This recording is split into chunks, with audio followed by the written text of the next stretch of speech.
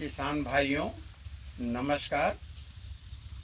मैं डॉक्टर रामकुशल सिंह, सलाहकार the सक्सेलिया Biswa sugar factory, आज सचिन कुमार के जहांगीराबाद क्षेत्र में रेवान गांव में हम अपने रियल वास्तविक किसान अशोक कुमार जी के खेत पर खड़े हैं और आप सभी किसान भाइयों को हम ये बताना चाहते हैं कि को 0238 की पेड़ी आप देख लीजिए कि यह पेड़ी में हम लोगों से ऊंची पेड़ी दिख रही है।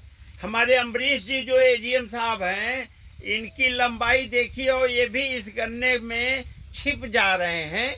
कहने का अभिप्राय यह है कि फरवरी में जो 238 का गन्ना आपूर्ति चीनी मिल में हुआ था, उसमें अशोक जी ने स्टबल जड़ों को की सेविंग करके और पत्ती इन्होंने बिछा दिया था।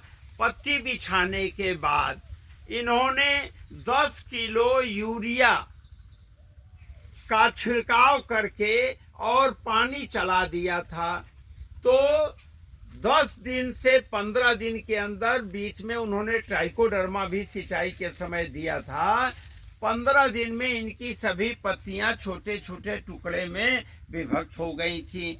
किसान भाइयों, अशोक कुमार जी के उसी मेहनत से, क्योंकि जब पत्तियां टूट गई थी तो इन्होंने पूरा कस के इसकी गुड़ाई कर दी थी और गुड़ाई के साथ इन्होंने सिंगल सुपर फास्फेट 4 बोरी प्रति एकड़, 1 बोरी पोटास का जो चीनी मिल के द्वारा मृदा कल्प के रूप में मिला था और 1 बोरी यूरिया का इन्होंने छिड़काव कर दिया। उसका परिणाम कि फरवरी में जो मिल आपूर्ति हुआ है उसकी पेड़ी अभी मई में किस तरह से दिख रही है। एक भी 238 के गन्ने में काना रोग नहीं लगा है।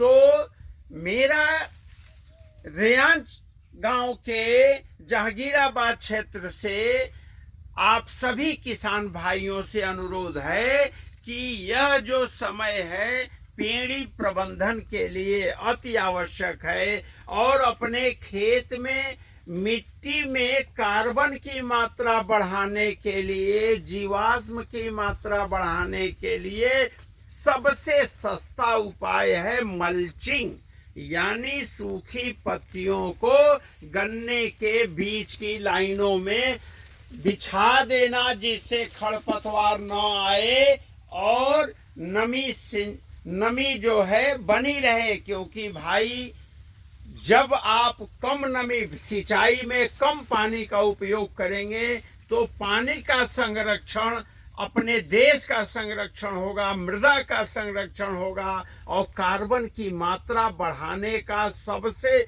क्योंकि कार्बन अगर आपके जमीन में ज्यादा है तो निश्चित मानिए कि पानी का स्तर अपने आप ऊपर आता रहेगा। तो जैविक अपनाइए, जैविक ढंग से यानी मल्चिंग के द्वारा जीवाश्म को बढ़ाइए, कार्बन की मात्रा को बढ़ाइए और सूखी पत्ती से के सड़ने के बाद जो जैविक खाद बनती है, माने बायो कंपोस्ट, ये जो जैविक कचरा है जो अम्बरीश जी दिखा रहे हैं, देख लीजिए, विखंडित जैविक कचरा है। तो जैविक कचरा से जो आप विखंडित करके ट्राइकोडर्मा और जीवामृत, घन जीवामृत के साथ विखंडित करके अपनी जमीन की ताकत को बढ़ाएंगे। पानी कम सिंचाई करना पड़ेगा और कम सिंचाई में, कम लागत में आपकी पेड़ी सबसे अच्छी होगी। तो मेरा आप सभी से करबद्ध प्रार्थना है कि भाई पेड़ी पर केवल 15 दिन आप ध्यान दीजिए। 15 दिन में आप बढ़िया से पत्ती बिछा दीजिए, उसको सड़ाने के लिए यूरिया दे के सिंचाई कर दीजिए और जैसा हमने बताया single super phosphate, muriate of potash और यूरिया आप दे करके बढ़िया से जुताई कर दीजिए, गुड़ाई कर दीजिए। पेड़ी का काम खत्म हो गया। अब इसके बाद दूसरे और तीसरे बार आप यूरिया दे करके और पेड़ी से पूरी तरह से आपके पौध से अच्छी उपज होगी, स्वस्थ गन्ना होगा। और जो किसान जैविक करते हैं उनको रासायनिक खाद डालने की कोई ज़रूरत नहीं है। वो सूखी पत्ती बिछाएं, उस पर घन जीवामृत बनाएं, घन जीवामृत को पानी के साथ चला दें या बुरकाव करके सिंचाई कर दें। तो चूंकि घन जीवामृत में हम ट्राइकोडर्मा भी डलवाते हैं, तो वह घन जीवामृत के सहारे आपकी पेड़ी या आपका गन्ना बहुत अच्छा होगा। और भविष्य में मात्र 2 या 3 वर्ष के अंदर केचुआ आपके खेत में बहुतायत से होगा। आपके खेत में जीवाश्म की मात्रा बढ़ेगी और स्वस्थ जीवन जीने के लिए जैविक अपनाएं, अपनी उपज बढ़ाएं। जय हिंद, जय भारत।